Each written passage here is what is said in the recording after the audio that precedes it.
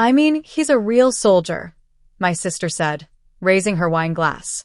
Not a desk jockey. Her fiancé smirked beside her, towering in his decorated green uniform. My father chuckled. My mom covered her mouth as if trying not to laugh, but failed. I sat there in my navy dress whites, quiet, my fork untouched. Danielle, don't take it personally, my sister added with a sweet sneer. It's just that some of us serve with actual risk. Then she reached across the table and accidentally knocked her full glass over. Dark red liquid splashed across my chest and lap, soaking through the fabric. Oh no, she gasped. Guess your little badge couldn't stop that. The table erupted in laughter, except one person. Her fiancé had gone silent, rigid. His eyes had landed on the service insignia above my name tag. The bronze and silver embroidery shimmered under the overhead light. He leaned closer, squinted, and then his face went pale. No words, no blink, just cold realization. That's when I stood slowly. Excuse me, I said. I need to clean up. But the real stain in that room wasn't wine. And he knew it.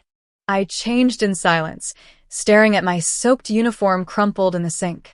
When I came back downstairs, no one noticed I'd returned. They were still laughing, passing around my sister's engagement ring like it was a trophy. All except her fiancé. He hadn't moved. His posture was tight now, like a man who realized he just kicked a landmine.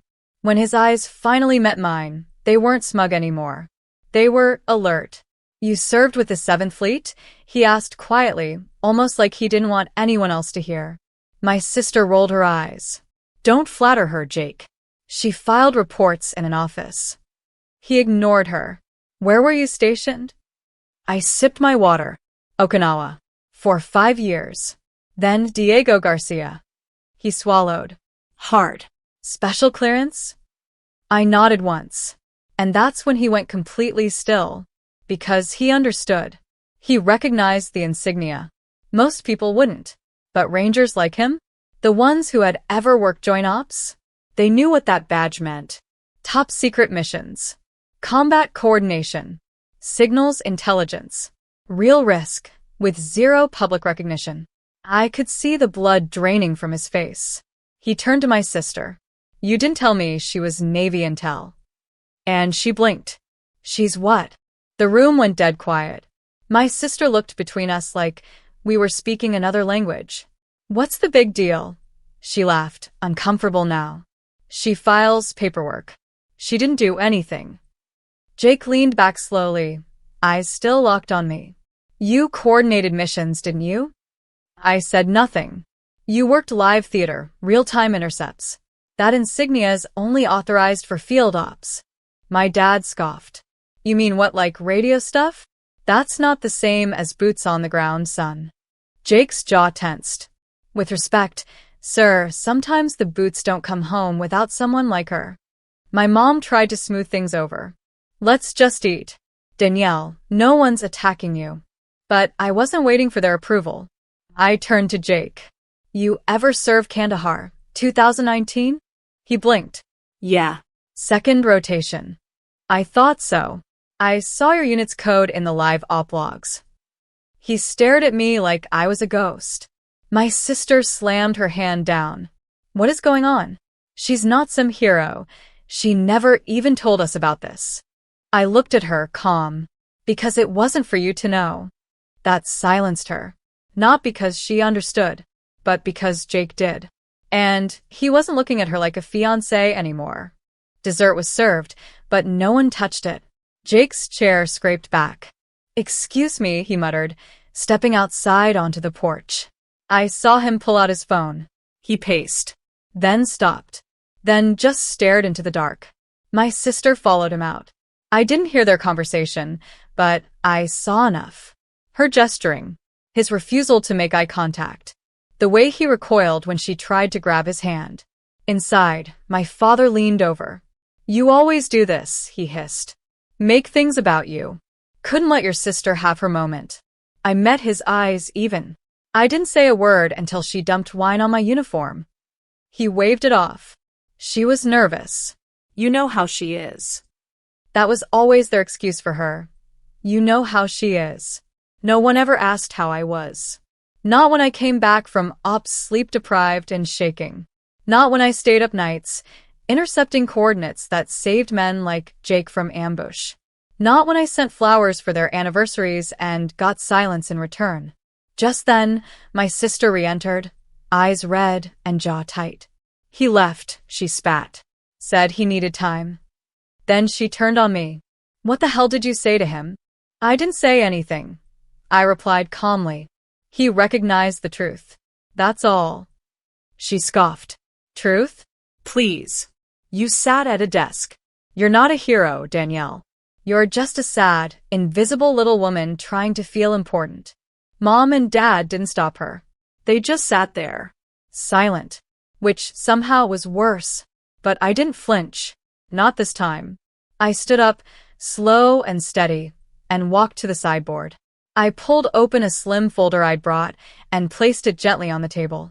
Inside, a redacted letter of commendation, stamped with a Naval Joint Forces seal and a silver photo, framed in glass. A covert group ops 6 faces blurred, one face not mine. Standing in full gear beside a downed helicopter in the Hindu Kush. My sister stared, confused. Dad frowned. What is this? I looked at them all. This, I said, is the operation your future son-in-law was pulled from when his extraction point got compromised. My team rerouted live GPS feed mid-mission and sent in the backup bird. He doesn't owe me anything, but he remembers. My sister looked rattled. So, what now? You're gonna steal him from me. I shook my head slowly. I already did nothing. And that was enough. 2 days later, Jake showed up at my base unannounced. Not with flowers. Not with apologies. With questions. I looked you up, he said. As much as I could. Some of it sealed. But what wasn't? Danielle, I don't know how many men owe you their lives. I didn't respond. I let the silence say everything. He looked nervous. I proposed to your sister thinking I knew who she was. I didn't. Not really. I raised a brow. And now, I know who you are. I saw how she mocked you in front of your own family. I saw how they let her. That's not love. That's a performance. He looked down at his hands. I don't think I want to marry into a stage play. I leaned back. That's your choice. But don't use me to justify it. Walk away, because it's wrong. Not because something else feels right. He stood. Understood. As he left, he paused in the doorway. For what it's worth, he said, thank you for then and now. After he left, I sat alone. Not triumphant. Not smug. Just clear. Clarity was better than revenge. Because now the truth was doing all the work for me. By the end of the week, the news was out. Jake had called off the engagement.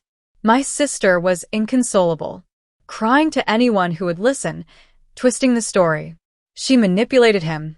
She sobbed on social media. My sister lied about her military history to impress him. But the problem with lying about someone is when that someone has documented clearance. I didn't post anything. I didn't respond. But Jake did. He left a single comment under her dramatic post. You mocked a decorated veteran in front of your family. I didn't walk away because of her. I walked away because of you. Her followers turned on her fast. Not in a cruel way, just a quiet, disapproving exodus. And suddenly, her world didn't seem so curated anymore. Mom texted me once. Just a single line. You humiliated your sister. I didn't reply, because I hadn't. She did that herself. I just existed long enough for the truth to surface. I wish I could say I felt satisfaction, that I watched her fall and smiled. But the truth? I mostly felt peace. Because sometimes you don't have to burn bridges. You just have to let people cross them with matches in their own hands. A month later, I got a letter in the mail. Handwritten. No return address. But I knew the handwriting immediately. Jake. He didn't ask for anything. Didn't confess love. He just said one thing that stayed with me. You carry silence like armor. Not to hide, but to protect people who never deserved it. I sat with that sentence for a long time. Because he was right. I didn't speak up for 8 years, not during holidays, not through insults, not even when they turned my service into a joke. I stayed quiet for the sake of peace. For family. For illusion. But peace isn't real if one person is choking on it to keep everyone else comfortable. That dinner? That night? It broke something. And in breaking it, it freed me. I moved to a smaller city after that. Quiet place. Started teaching at the base academy. I mentor younger women now, the ones who don't speak, who think silence is strength. And when I'm asked about my past, I tell them this. Sometimes, the loudest thing you'll ever say is nothing at all. Let the truth echo for you. Let time sort the noise. Let their shame do the talking.